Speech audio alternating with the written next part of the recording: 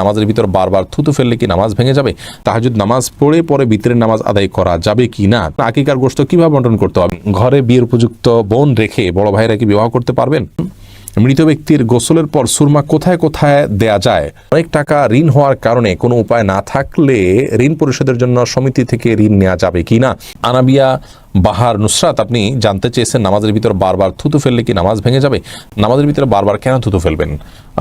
যদি এটা বারবার করতে থাকেন, এটা আপনি নামাজে আসেন কি নাই এরকম সন্দেহ, একজন বাহিরের দর্শক আপনার দিকে তাকিয়ে এরকম সন্দেহ যদি তার ভিতরে উদ্রেক হওয়ার মতো আপনি এত বেশি বারবার থুতু ফেলেন, তাহলে তো নামাজ হবে না।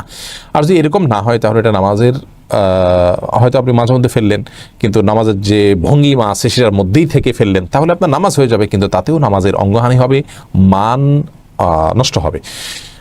মাঝে মধ্যে আপনি বাধ্য হলেন ফেলতে, সেটা যদি আপনি ফেলেন যথাযথ উপায়, যেমন আপনি টিস্যুতে ফেললেন, মুখে পোকা ঢুকে গেছে কথা বা এই জাতীয় কিছু কিছু, সেটা জায়েজ আছে, কিন্তু প্রায় বা বারবার এরকম করা উচিত নয়, জায়েজ নয়। নুরউদ্দিন রাজীব জানতে চান তাহাজ্জুদ নামাজ পড়ে পরে ভিতরের নামাজ আদায় করা যাবে কি না? তাহাজ্জুদের নামাজের পরেই তো ভিতরের নামাজ পড়তে হবে, সেটাই উচিত, উত্তম। এজালু আখিরা সালাতিকুম বিল-লাইলি বিতরা, নবী সাল্লাল্লাহু আলাইহি ওয়াসাল্লাম বলেছেন তোমাদের রাতের শেষ নামাজ যেন ভিতর হয়, তাহাজ্জুদ ইত্যাদি পড়ে লাস্টে ভিতর পড়ে রাতের নামাজ শেষ করা উচিত, এটি হলো সুন্নাহ। সুন্নাতে এরপরে জানাতুল ফিরদাউস রুমি জানতেছেন আকিকার গোশত কিভাবে বন্টন করতে হবে? বিশেষ কোনো পদ্ধতি নেই যে এইভাবেই করতে বাধ্য হতে হবে। কোরবানির গোশতের মতো নিজে খাবেন, আত্মীয়স্বজনকে দিবেন, গরিব দুঃখীকে দিবেন, তিনটাই করবেন। হাবিবা আক্তার রাত্রি আইডি থেকে আপনি জানতে চেয়েছেন ঘরে বিয়ের উপযুক্ত বোন রেখে বড় ভাইরা কি বিবাহ করতে পারবেন? উত্তর হলো পারবেন। বোন বিয়ে দেওয়ার সাথে ভাইয়ের বিবাহকে শর্তযুক্ত করেন ইসলাম, বরং ভাই যার তার মতো করে তিনি বিয়ে করতে পারেন, এরপর তিনি বোনের বিয়ের জন্য প্রচেষ্টা চালাতে পারেন। তবে বোনের বিয়ে দেওয়াটা ভাইয়ের কর্তব্যের অংশ, সেই জায়গা থেকে সিরিয়াসলি বোনের বিয়ের জন্য ভাইয়ের চেষ্টা চালাতে হবে, কিন্তু তাই বলে তার উপরে নির্ভর করে নিজের বিয়ে আটকে রাখার কোনো শর্ত ইসলাম দেয়নি। এ বিষয়ে আমাদের সবার উদার হওয়া উচিত এবং মানসিকতাটাকে বড় রাখা উচিত।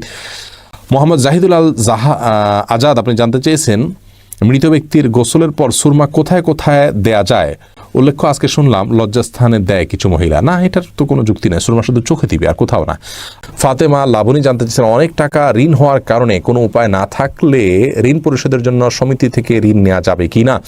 সুদভিত্তিক ঋণ নেওয়া জায়েজ নয়। যদি আপনি অনন্য উপায় হয়ে যান এবং আপনার জীবন মরণের ব্যাপার হয়, এখানে আপনার ইজ্জত জীবনের ব্যাপার হয়, তাহলে অন্য কোনো উপায় না থাকলে আপনি এটা করতে পারেন, কিন্তু আসলে অন্য কোনো উপায় নাই এই কথাটা বাস্তবায়ন করা খুব কঠিন একটি কাজ, অর্থাৎ এটা ফিট হওয়া খুব কঠিন একটি কাজ। কারণ আমাদের জমি জমা থাকে, অনেক কিছু থাকে যেগুলো সেল করলে হয়তো আমরা কোনো না কোনো একটা উপায় খুঁজে পেতে পারি, সেই জায়গায় আমাদের যাওয়া উচিত, সে আশ্রয় নেওয়া উচিত। অতএব এই ইন্ডিভিজুয়াল মাসালা হলে আপনার পুরো অবস্থা বিবরণ করে আলেমের কাছ থেকে সাক্ষাৎ করে নিয়ে তারপরে জেনে আপনি আমল করা উচিত।